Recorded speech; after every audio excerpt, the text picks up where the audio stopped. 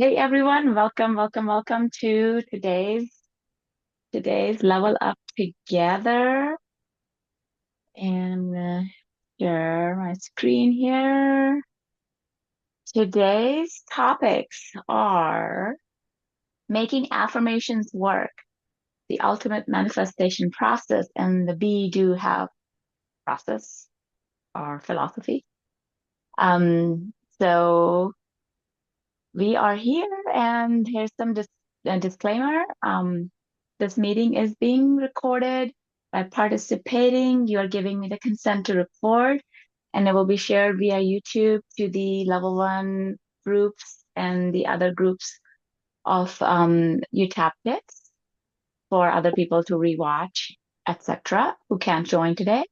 I'm a level four practitioner. I'm here as your host. Robert is the mentor. So we are here to discuss where everyone's perspectives, insights, experiences, and examples on the topic are valuable resources for both the participants and the viewers. And as we all share our insights, our experiences, we can create a space for mutual learning and growth. So the more input, the more insights we get, the more understanding we get. So thank you for being here. So with that said, let's get started. Hey, Susan. All right. Okay, so we are on page 106 in the level one UTAPTICS manual. So whoever can open it up, please do. And then you can raise your hand who would like to read first. Victorian, go for it. As we were growing up, we thought we were taught by our parents and culture that have do be Oh, formula for achievement. This thinking goes when you have enough um, time or you okay. can do this. Um, Sorry, I have making affirmations work. I have page 106. Maybe yours is like a couple pages before. Oh, sorry. Um, No problem. yeah, mine's on a different page. I'm so sorry. Okay, no problem. Affirmations are more than just words in a chance recalling what others say. Recalled memories, mental images and movies, constant emotions, feelings, and sensations are all affirmations. Remember, feelings follow thoughts and create a good or bad emotional response. If you are affirming them repeatedly, they get bigger. How to create affirmations. Find and say out loud, I love myself just the way I am. Notice any resistance. Tap away any resistance. Test it to make sure all resistance is gone. Tap in the affirmation, repeating verbally at all points. Visualize it, feel it, hear it as it is true. Affirm that it's true. Tapping the points that say this is how how I am naturally and easily. Tap the point saying I am so grateful that thank you, universe or God or higher self. What we practice within ourselves is preparation for the future reactions or responses to life's events. The scripts we play in of the past experiences are held within the subconscious, unconscious mind limbic system. If we do not make peace with the pain, we hold these scripts as resources to be used in similar situations. It is important to clear out each memory, change all the actions of the characters, and turn all unpleasant feelings into good ones. This will produce desirable outcomes in your life. Remember, your mind keeps all the wisdom and experiences. No, the best affirmations is the one that makes you cringe. Example, I love and approve of myself, or you are the best. Anything you would like to share on that, Torian? Um, yeah, I mean, I grew up with my mom's been doing affirmations since I was little. There's been sticky notes around my house since I was like 8. So I grew up with the I love yourself stuff on like the wall and stuff, and that was I don't know. That was a big part of my household of I had to at first I resented it. I'm glad she implemented it though. I had every morning I had to look in this mirror and tell myself I loved myself no matter how I was feeling about myself. And through the teenage years, I thought it was freaking stupid. But the older I got, the more I was like, oh, this makes sense. I mean, the 14-year-old me was like, this is dumb. But when I got finally was like moving out at 17 and everything, like I was like, I wrote one on my college dorm mirror, like I love you and or I love you and you love yourself or something like that. But it's just it does work. I like yeah. Yeah. Thank you. Definitely. Anyone else would like to share making affirmations work and the whole process? Hey, Susan. Yes, I really love that end note that the best affirmation is the one that makes you cringe. So you can read it. Well, for myself, I can read it and it's like, oh, yeah, that sounds good. But if I say it out loud, like I'm saying it to myself or to somebody else, then it's like, ooh, I feel there's something not quite fully there. So that's a really good point to test it. Definitely. That's why we need work. Hey, Sherry. The first time we had this affirmations, I was at the seminar. I mean, I had watched it on the videos, but I found it took me a couple of hours to quit laughing hysterically after I would say each one. I'm much better now. I can actually say them, but that was hard. I think this was, we just had that big workshop about the manifestation, and I think that was one of the hardest things, and remembering to tap them in, because I think, after you get over the initial shock, and for me, the big giggle fest, tapping them in, that's still a work in progress. I mean, because there's some I still say out loud and go, oh, good Lord. Okay. So, and I'm sure someday they'll happen before I die. I'm not sure, but we'll see. So, Certainly. Definitely. Yeah, tapping them in is important. And then for me too, also like the best ones are the ones that make you cringe. And just opening this page and reading that, like, oh, of course. I was making some this week and I was like, really? uh, Not me. But that's the one that's making me cringe because the opposite of what is what I'm manifesting. So it's like, okay, it's time to make some good affirmations, tap those out, tap out the resistance, all the memories and of me not being that way. And so yeah, that's I think that's very profound, certainly. And I also like the I'm grateful, like just saying your things after that, because that just then we're not like just kind of fighting and pushing. I feel like if you're saying gratefulness after that, it feels like we're just, gratefully taking that in and allowing that more peacefully in our life, perhaps. Anyone else? Any insights? Hey, Susan. Yeah, I have a question. On point number 5, it says to tap in the affirmation, repeating verbally all the points. There's another section that has us tap around the ear for the affirmations. Yeah. I'm sure both are good, but this one says to go through all the points. And I guess does it matter, or is it more Doesn't matter. impactful to go through all the points because you're kind of sitting with it longer? So that's what it is. I think you're sitting with it longer, perhaps. You could do temporal tapping and you can say the affirmations. And as you know, as Robert says, like, why does tapping work? It makes you relax, but tapping is not the only way. You could, like Tony Robbins does, you would just maybe like stand in a power pose and do your affirmations and do it incantations, like really putting your, full body into it. Um, you could do the tapping with the affirmations. You could do hazing and you can do affirmations. You can do anything. You can, you know, I, I would like, I do finger tapping as I do affirmations. So it was just like, say, for example, I'm good enough. I'm good enough. I am good enough. I'm good enough. And then also like putting in different accents on different words, like I am good enough. I am good enough. I am good enough. I'm good enough. Like anyway, it's like it's about getting that information message down to the unconscious mind for it to accept. So the more different ways to do it, the better. Mhm. Just finding all And kinds of ways of doing the affirmations. yeah, and further on that, with the saying it, with the enunciation, on different words, also with saying your name, it's because Yes. in growing up, we're always hearing it from the outside. You're this, you're that. So I find it's really powerful to say my name. You are this, you have this.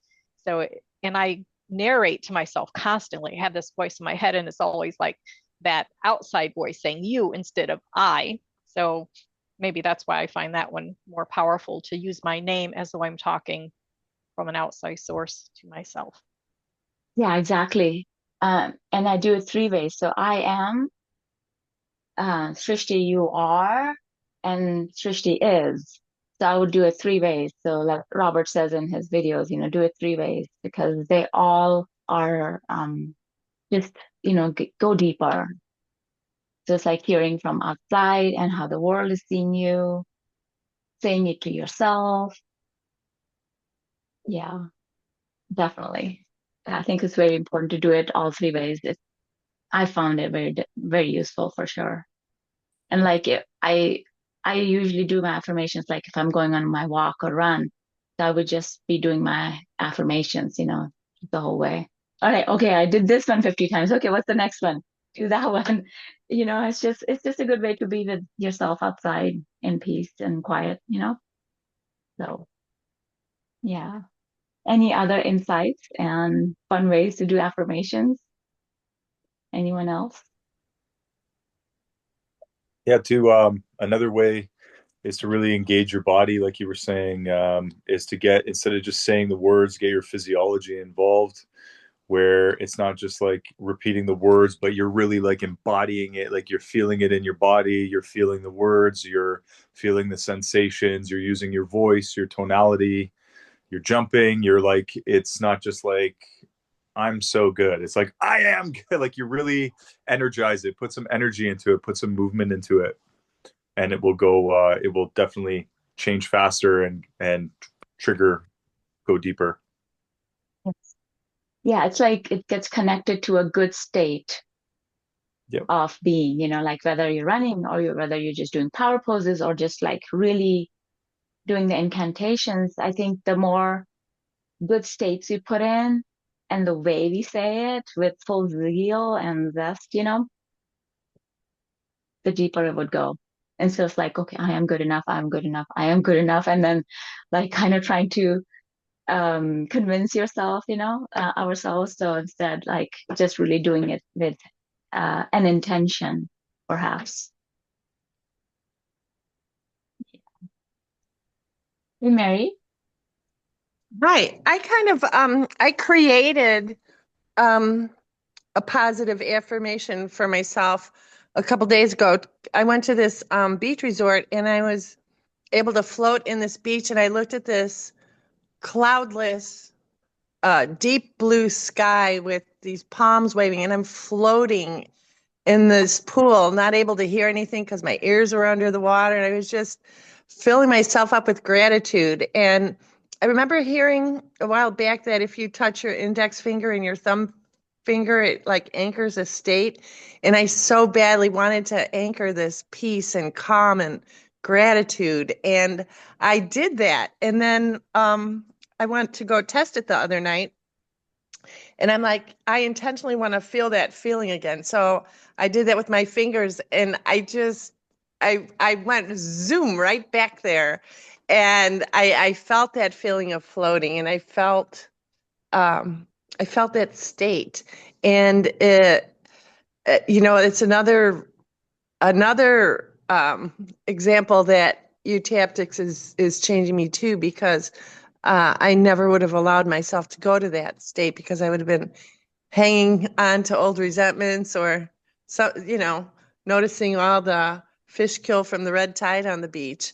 But I chose, just to float in the pool. And so because I haven't had a chance to work in my happiness journal or write down a lot of positive affirmations or do anything like that, So I'm glad that I was clear-minded enough to like, yeah, I can anchor a state when I want to, like I can choose to remember how good this feels. And it so helps with like ruminating over bad stuff all the time. It's a great replacement. So thank you. Yeah.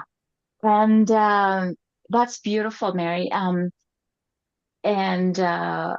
may I like give you a suggestions, like when you're working on your memories, Please. when you're just like tapping, Yes. just go back to that state. Instead of this, you can do that, and that will, it'll just like move you there to that place. You could just do that, and that's totally, because that's really strong for you. Just doing that, and you're transported to that place, just floating in the pool. Yeah, that's why I wanted to do it. Like when I Yes. realized, I can do that, I'm like, I am totally saving this one for my Oh, happiness yeah, journal for sure. This is like at the top of the list. absolutely. Oh, it's going to be wonderful. Yeah. Vivian, you had something to share?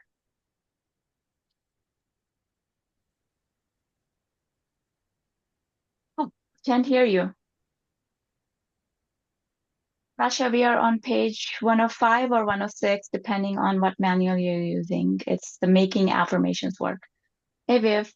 Hi, can you hear me now? Yes, yes. Okay. Uh, when Jason was talking, I realized that because I agree with that, you've got to really get the body involved. And one of the things I have these a couple friends, and we've been working with words. And one of the things a book came across my path called Affirmations, and it got me so excited because he tells the story. It's a small little book, but what he did was he tells this story how he came to this realization. And so affirmations are so for example, why is it I'm always in the right place at the right time? Why is it everything's always working out for me? And and I just love that because they're being said as if they're already done, so the body gets excited about it, and it's easier to say. And the other thing that I really have learned from the work that Robert's doing is that anytime I do feel resistance, I know that has to go into my peace journal, because it's tied to something, and I may not necessarily know what it is, but I don't want to blow it off. And so anyway, the affirmations have been a powerful shift for me, because I'm practicing like my favorite thing in the whole program is Be-Do-Have.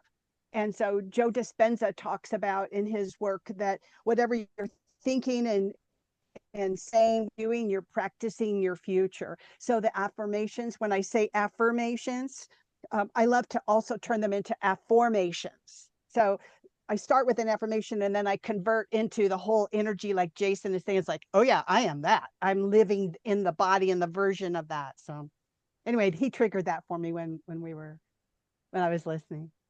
Cool. I love I it. think Affirmations. I think you're actually it was really good there because you're combining two very powerful things when you state the affirmation in the form of a question, like why is everything always going so good for me?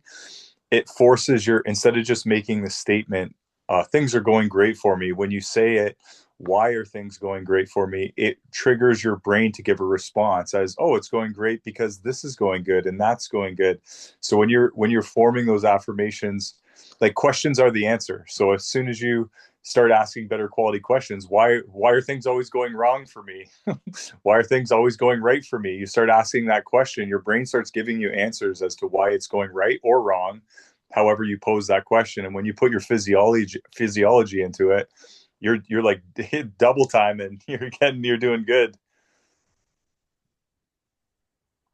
And so for me, I love to get excited about it.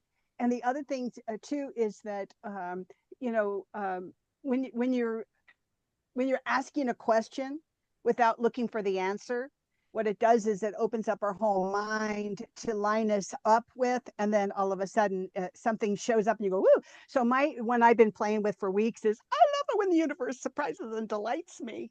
And so I say it all the time. And then the other one that I'm really doing, it's a big affirmation for me because I'm working on the gratitude component, is thank you. Every single time that something happens in my experience, I say thank you, because I read or heard somewhere that the universe loves to surprise and delight you. And the more that you say thank you, the more you're feeling grateful. It goes, oh, really? How about this? And that's how I'm starting to get into the energy of it, is like, oh, what's next? Even when I catch myself, I've had some interesting challenges recently. It does take a lot of focus to stay present. And like my husband goes, what's wrong? Because I'm tapping and it's like, it's not about you. Okay. So anyway, yeah, thank you is one of my affirmations. Thank you, thank you, thank you. And I love when the universe surprises and delights me. I can't wait to see what it's going to do today. So I'm working on something really big. I'll have to let you know if that shows up. Sounds awesome. I love the I love the questions, yes. And why am I so grateful right now?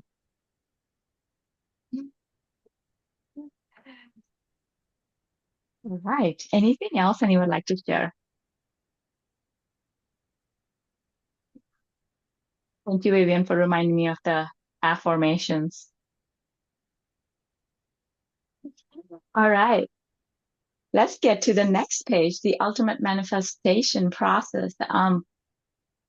Word has a big class on it, and we will just go through the one page, and it's really deep. Definitely good stuff. The process. Who would like to read?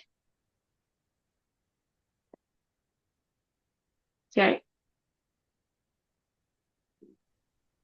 Okay. Write your goal or desired dream. Make a list of every reason why you cannot have it and find supporting memories.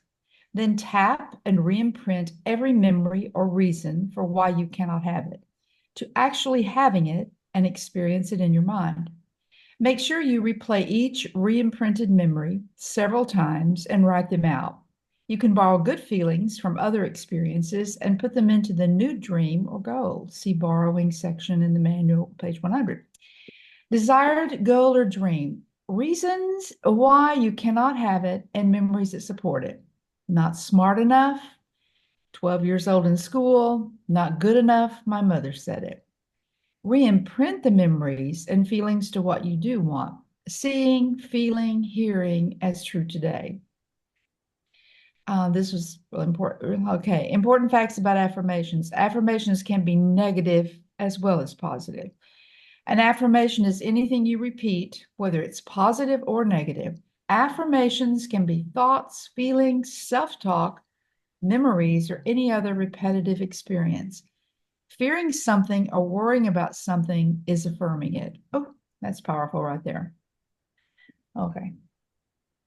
Sorry. Yeah. This affirmation stuff should go before the Did I mess up? No, you didn't mess up. I will ask Melanie if that's the case. But any insights on the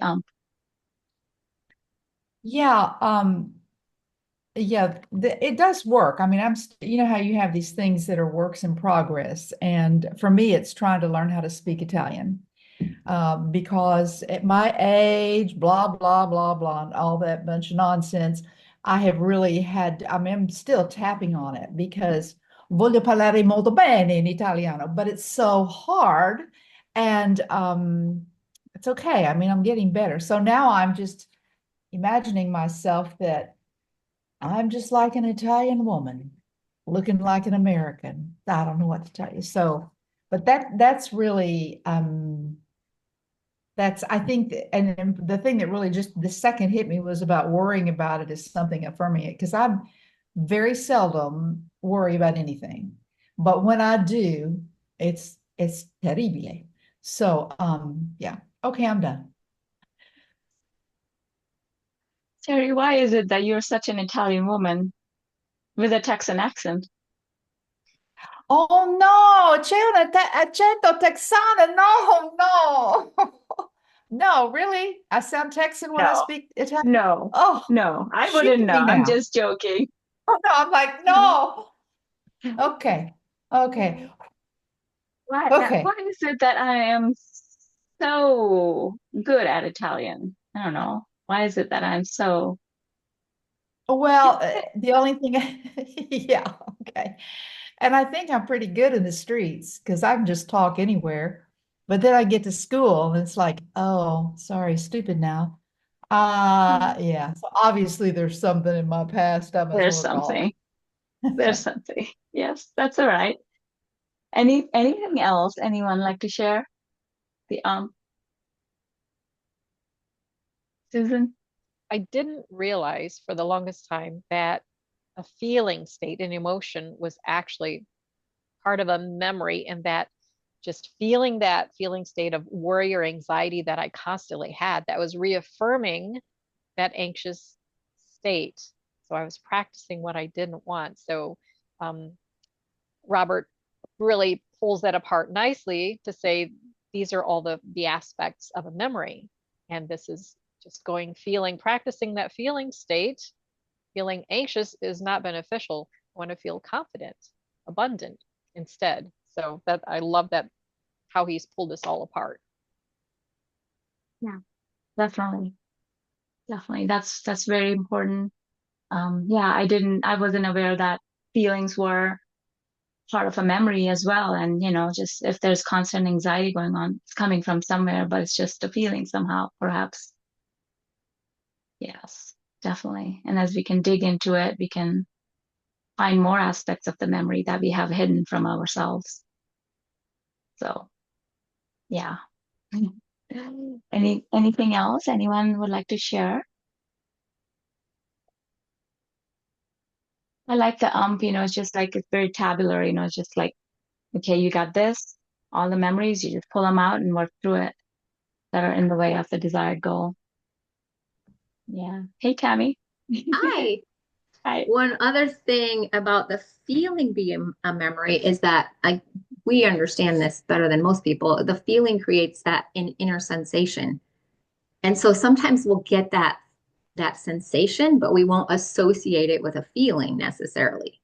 Like for some of us, I might have felt like this lump in my throat all the time, but then I never thought like that's sadness to me until somebody asked me like, well, if you're sad, how do you know? What does that feel like? And so we can take the cue from like our body, like, oh, I'm having sadness right now, and then create an affirmation for the opposite, or remember a time when it was gone or peaceful or something like that as well. So the actual sensation is a memory. Definitely. Yeah. So if you feel like you got a punch in the gut, a lot of times we ask, have you been punched in the gut? And most people haven't, but if they have, then there's a definite memory that you can rewrite on that. So For sure. Yes. It's so cool. All the sensations are memory. Yeah. Or like when was it before you felt like punch in the gut? Who else got punched in the gut? Perhaps, we just hold on to that and then we repeat it. Something else happens. We just feel that ourselves again and again. yeah. So it's like really interesting.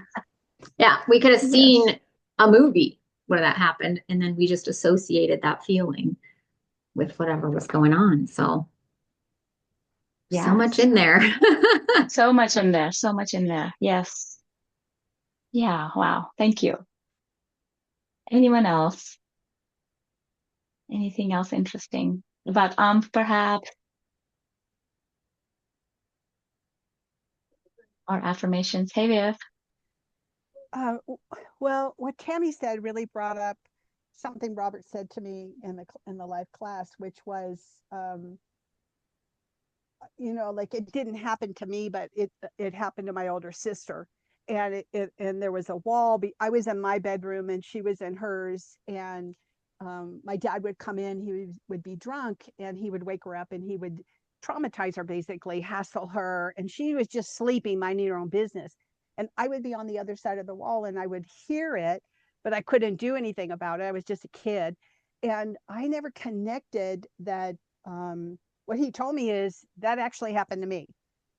And so what Tammy was saying was like, oh yeah, so that is really big if you think about it. that, like you're saying, you're just watching a movie, but what about the situations that you were in? How, like if you were in a classroom and the teacher was reprimanding and, saying things to a fellow student, or things with your parent. I mean, there are so many different experiences that we could actually take on as our own and not even realize that, yeah, you got to clean that up. It didn't happen to you. But so when Robert told me that, he goes, you have to clean that up. That was very, very big. Yeah, certainly. And then also we could link it, like we were going through something and we watched somebody else have, like, get punched in the gut, for example. And we link that kind of, like anytime, any other time we have certain same situations, we feel like we're getting punched in the gut, even though it didn't happen to us. We just felt that. And we keep feeling that even though we're not getting punched in the gut, and we never did. So it's really interesting. Interesting the way, Yeah. like Tammy was saying, how our body will tell us the sensations. Yeah. I wrote that down because I want to definitely make sure I think about that.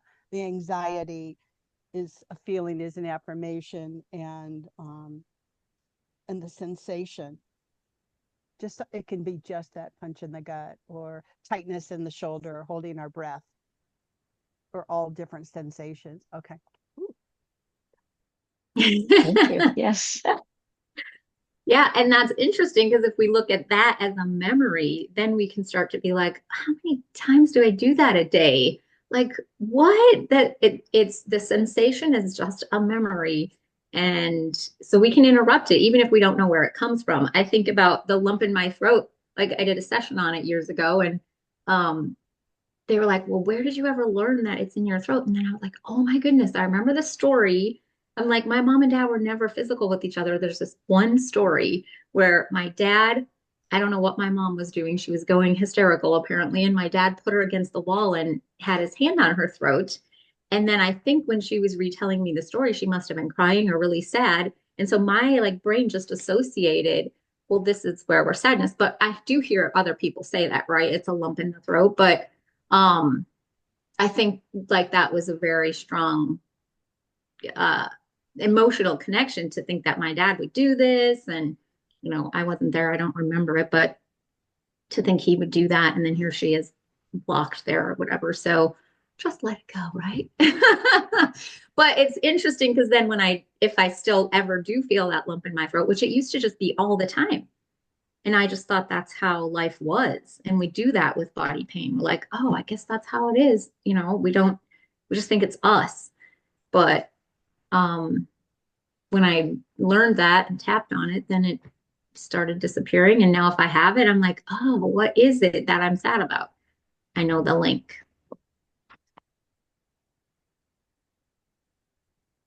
Yeah. Hey, Susan. Yeah, I appreciate how we have, after identifying the goal, we make a list of all the reasons we can't. So we put all the unpleasantries. So my brain goes to unpleasant trees. And Robert does the illustration of the tree or the forest, and you take out the roots and all the, the tree falls. So all the unpleasant trees are removed. First, we address those unpleasant trees and take them all out. So we only have what we want left rather than all the weeds and trees that are growing up the wrong way. So my brain sees unpleasant trees like in the Wizard of Oz and removing those unpleasant trees. Thank you. That was very good. Yeah. Very good metaphor. Yeah. Thanks. And then I was also just like when Tammy was talking about the body sensations, also like how we learned even just like our body processes, we watch others do like breathe a certain way or like to just like hold on in a clenching way. And then we learn it from the childhood and we just still do it. And then why are we doing this, So it's just a memory, like, our way of breathing is a memory. Like perhaps if I'm not breathing properly, that is actually a memory, because we are all supposed to breathe the right way normally, we're just human beings. But if we're breathing wrongly, or we are always holding a clenching feeling in our bodies instead of a relaxed feeling, it's a memory. It's really interesting. Yeah. Yeah, I'm just working through that right now. And it's like, like having these physical issues, but then it's like, oh, it's just a memory and I can let that go and, create new memories. And as a result, also create a new habit, a better way of being, in my body. So interesting. Yeah, I think too that I noticed with myself, I've been working through a lot of stuff with my dad recently, and you're saying about feelings or even like verbal phrases. Like for me, my dad, I caught myself like whenever I'd get really really angry, one of the things that I would do prior to that was I would always say, oh, for fuck's sakes. And that's just, my dad used to say that all the time, and I would just say that without having any real conscious realization that that was like a trigger. My dad used to say that and then get mad, and then now I'm like a little parrot doing the exact same thing, feeling totally replicating that pattern that my dad was carrying on. And it was like hit me like a ton of bricks the very first time. I'm like, I do this all the time when I get angry. That's like, it starts by like the pattern of using that phrase, and then there's like physiology and like breathing patterns that go along with it. And we're just like constantly learning and picking up these little things from our environment through osmosis. We're just soaking them up, and a lot of the time we don't have any conscious awareness that we're just carrying on a pattern that is from our childhood or from our friends or something earlier. So when it's like such a wild realization when it hits you and you're like, that's what I'm doing, and then it makes it so much easier to change when you consciously see it. Yes, definitely. I think conscious awareness is the first step. Yeah, thanks. Thank you, Jason. Anyone else would like to share anything?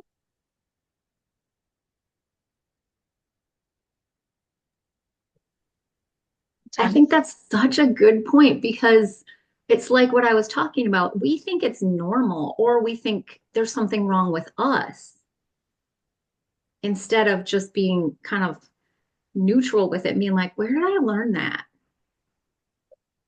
And that's a really good question to ask ourselves when we're working through this. It's like, well, where did I learn that?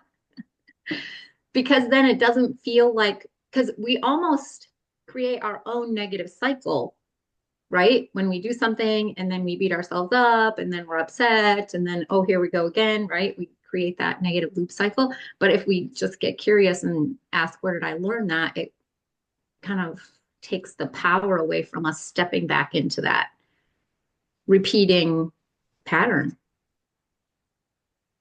Totally. Yeah, and so there's sometimes, it's like a part of us like wants to be in that bad state. It's like, yes, justifiable and da la la la la. But soon as we start questioning it, like for myself, I, notice like soon as I start questioning it, where did I learn that? And that could be from myself, like in the past, I did that, or somebody else did that. Where did I learn that? Where was that? Where is it coming from? And what does it mean to me? Like just start asking questions, and that breaks the trance right away, and then I can feel like, okay, I can tap on this. No big deal. But before that, it's like this, Yeah. I want to hold on to it and it's justifiable and, this is the right thing. But, we can take ourselves lightly and others lightly when we start asking ourselves the questions too. So it's just, yeah, yeah, it's really good to talk together about this because just like there's so many realizations and insights that come to us, that we can use in the time of need. Definitely. Hey, Jeff. Something else that came up from what Tammy said, I've been really doing what I can to be in the present moment. And if you're asking that question, where was it? Let's see. Where did I learn that? Oh, where did I learn that? That will keep you in the present moment for sure.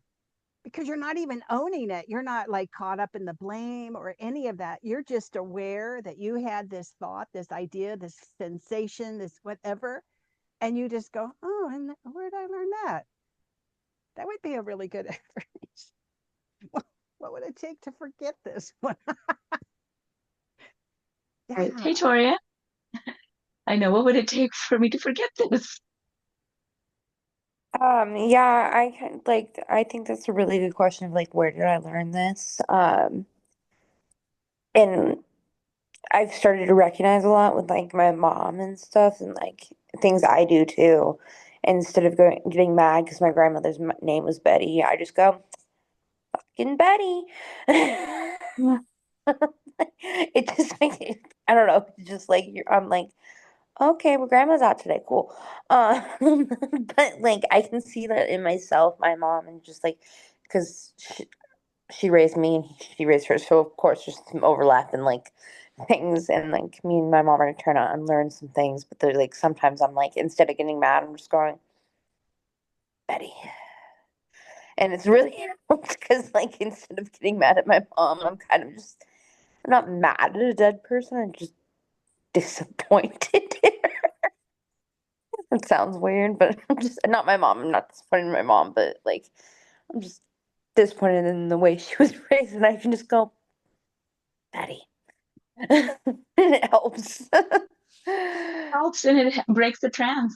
It really does because it makes me ill because you're not supposed to say anything bad about people that have died or anything. And I don't feel like I'm saying something bad. It's just more of a, oh, I see the trauma you caused. And it just helps me go from instead of like, Mom, what the hell? It's more of a, sorry you're going through this. And then also that brings us to everything inside of us is us, so is that's the Betty inside of me. Oh yeah, But I that's definitely but that sometimes doesn't, I yeah, say things or like I do things in my own relationship or with my friends and I go, oh, hi, Betty. Oh, nice to see you. I'm like, nope, not doing that. But yeah, it was just interesting to think about. definitely story. And it's like, that's Betty, but I don't have to be that. Who Exactly. is me? Who's me? What am I? Exactly. Yes. Thank you. Anyone else? Now let's go to the Be-Do-Have model. Vivian's favorite. Would you like to read, Vivian? I love this one so much. Be-Do-Have model. As we were growing up, we were taught by our parents and culture the have, do, be formula for achievement. This thinking goes when you have enough time, you can do the thing called take a vacation and be the thing called relaxed. Or when I have enough control and drive, I'll do the thing called lose weight and then I can be the thing called thinner. Or if I have this feeling called importance, I can do this thing called make important decisions and then I can be somebody. This formula doesn't work. In fact, you can spend your whole life trying to have something called money just so that you can be something called happy. It's a formula that's turned upside down. First, we need to be what we want to be. Then we begin to do the things that we want to do. And finally, we get to have what we want to have. For example, when we are being generous, we do what generous people do and finally reap the rewards of having what generous people have. So doing this becomes not a path to beingness, but an announcement of where you already are. You can make a choice to be what you wish to experience in the world around you. Think about what you really want to experience in your own life and in the world. Now is the time for being, doing, having. Watch how your world transforms around you. How do we get out of the have, do, be cycle? First, recognize that it is a trap. This means we rely on external circumstances to create an inner feeling. When external circumstances don't line up with the way you want them to, we become trapped in a downward spiral.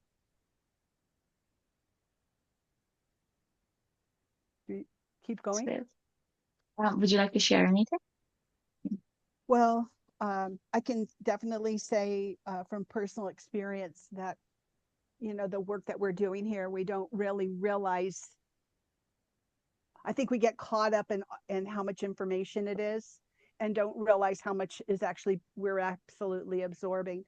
And in the last 2 years, I had situations happen. I had a lot of death, and through it all, the thing that got me through it all, and I didn't even realize it, was as soon as I saw the insanity happening in my experience, and you know, other family members wanted to react, I just was able to pull back and regroup. And what I ended up doing was asking my brother and sister, who it was the three of us that we had to figure this out, is to just stop for a moment and ask, who do you want to be? And I did not realize how this whole program had been carrying me through all of that. And that was my mantra, and it still is, who do you want to be? And so I love to do the exercise, the meditation that Joe Dispenza says, where you go in and you see that be-do-have model, and you see all the aspects, the characteristics, everything that represents that version of you. And then I just keep practicing every day. I'm in the body. I get up from that meditation. I'm in that body, and I'm moving through the day, and I'm feeling what that version feels like. And I try to go as long as I can. And so he says at the end of the day, you go back in and you say, so when did you fall off? And I love that it's getting longer and longer. I love that I have some days that are really good. And I appreciate and acknowledge when it's not as great, but I'm still making progress. So that's how we get there, right? We practiced, we conditioned. And the other thing that I got from this is the condition. I just remind myself, this is just conditioning and programming. That's it. We can start over right this second. I can step back in. So it is my favorite. It's beautiful. Anyone else would like to share? Hey, Susan. Yeah, I love this model. The be, putting that first, because we are human beings rather than human doings. And in the do have be model, it puts us into like a machinery type lifestyle of doing, producing, but never really being fulfilled in my experience, or those that I work with or am around. And being a human being, who do you want to be? Putting it first. Who do I want to be? Be that, and then the doing just kind of falls into place. So I love this model. Thank you. Yeah, for me as well. Another I've had some big realizations with this recently too, is that I've done lots and lots and lots of training and lots of work, but I was operating in that do have be model for most of my life. And no matter how good you get, it just keeps pushing it off into the future somewhere. Like, oh, I'll be there eventually. I'm getting there. I'm not ready yet. Instead of just embracing it right now and then working from a place of already being there, it gets you there much quicker, and it gets you there in a totally different way. Instead of saying like, I'm not that yet. Once I get all these things accomplished, or I achieve, or I finish this course, or I do this next course, it's always just constantly pushing it out into the future. You have to be it right now in order to do what you need to do in order to have what you want. So it's a little different syntax, but it gives you a completely different result. Definitely. Thank you. Yeah. Anyone else? Hey, Tammy. Yeah, it's just a more empowering place to operate from. I mean, that's what I heard when Jason said that. Like, right, when I'm always, oh, I got to do something in order to have, then it's this outside, well, it's the upper and lower model of the world, right? It's this outside world, having to change something out here in order to have that. But so empowering to change the be first. Once we know how to do it, like we didn't know how to do that before, right? That's a key. Yeah. Yeah. And then it just like, mostly our goal is to feel good and be happy, right? and nothing has to happen. Like, I don't have to have all this training. I don't have to learn how to have a good relationship, like by training something. I don't have to I don't know, like say, for example, uh, whatever, learn how to make money to be happy. I don't have to learn how to, you know, do whatever to be happy. I can be happy right now. I can just be happy, and then those things will happen. I can just step into that space. It's about stepping into that feeling, the beingness. And then from that we do, and then we'll have whatever we want. But first we have to be. Well, that's where it happens is you don't get what you want, you get what you are. Yeah, I And love so that. if you're you don't attract what you want, you attract what you are. So it's like sitting there, like, you might be you haven't taken care of yourself, you're not dressing well, you're not eating well, your energy's low, you got all this stuff, but you're looking over and you want this attractive partner that is totally you're not going to attract that partner until you become what you want. You have to become that to attract what you want. And it's not necessarily just a physical thing. There's lots of it's a total inside job, where if you're projecting that from within yourself, that's what you're going to attract. You but that's why you have to be it first, because when you are it, it attracts to you. What you seek is already seeking you. So become it, and it comes to you. Instead of pushing it off in the future, you're just chasing this thing that constantly gets farther and farther away. When you become it, it also starts searching for you as well, and that's where that attraction comes in.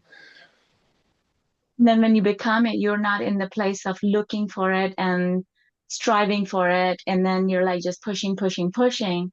You already are. You don't need anybody else to give it to you. You already are it, It right? And finds you. since It like finds it finds it you. finds you, right? Yeah.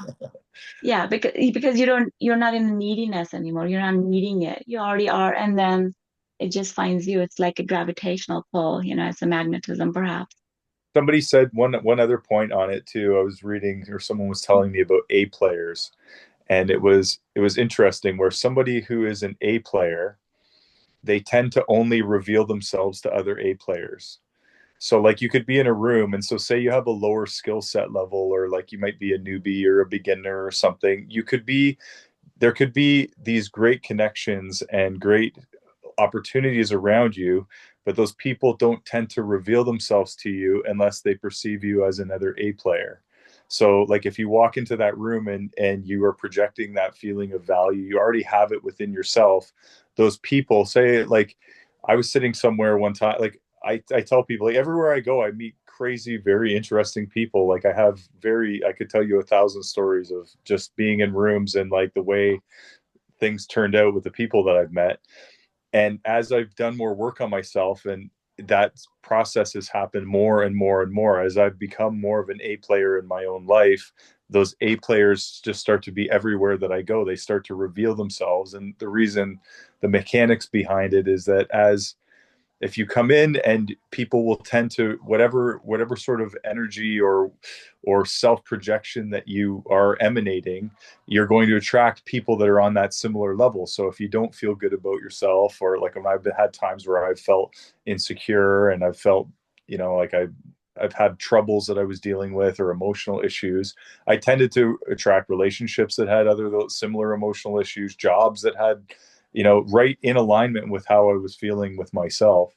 And as that progress has happened, and you unload the baggage and the burdens and the things that you're carrying, and you see your own value, and you're projecting that value, all of a sudden you start seeing A players everywhere, and A players start to reveal themselves to other A players, and it goes all the way down the list. So it's something where those opportunities are always around, but what you're projecting will trigger whether they reveal themselves to you. Like as you walk into a room, people can pick up that energy from you, and they will just naturally either open up to you, or they'll start a conversation with somebody else, depending on what you're carrying within you. So it's such a critical thing to work out within ourselves. Thank you. Definitely. Yeah, that's a really good example there. A players. Anyone else?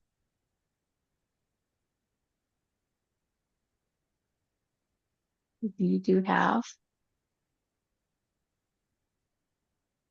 We can read. We have the Be-Do-Have for a little bit longer, a couple more pages. Who would like to read? Anyone?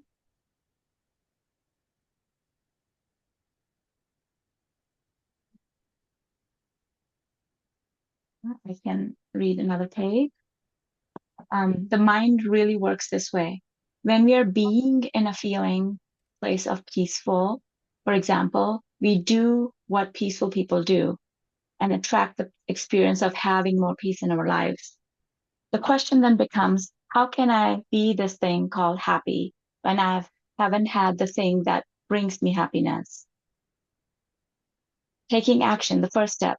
Choose to focus on what you want. Notice any resistance that comes up. Write down what you notice. Tap away each feeling, emotion, and memory references. Refocus on what you want. Check to see if you have cleared all the resistance. Kind of sounds similar to the affirmation process. Um, Beingness requires nothing but a decision, a choice, a pronouncement that I am happy, I am peaceful, etc. You can make that choice without having to do or have anything. Once you make that choice and get into that feeling place of being healthy, for example, you start doing things that healthy people do and attract other healthy people into your life. Then you start having experiences that healthy people have. The universal law of attraction or mind dictates that like attracts like, or A players attract other A players. So, whatever your thoughts are and whatever the feelings are behind those thoughts, that's what you are attracting to yourself. If you focus on, I don't have money, I don't have money, I don't have money, but I really want to have money, be prosperous, but I still don't have enough money yet. I want to be in abundance, but I don't have it yet. If those are the thoughts and feelings, what message are you sending out to the universe? A feeling of lack. And that's exactly what will bring you, what you will get back. So it is very important to clear all the negative blocks and feelings. Decide today, what is it that I want to be? Happy, prosperous, safe, peaceful, etc. State it in I am language. I am prosperous. Or I also like the affirmations part. Why is it that I am prosperous? Um, Visualize yourself being that which you desire. Really paint a mental picture of it. How do you feel? What are you doing, feeling, tasting, smelling?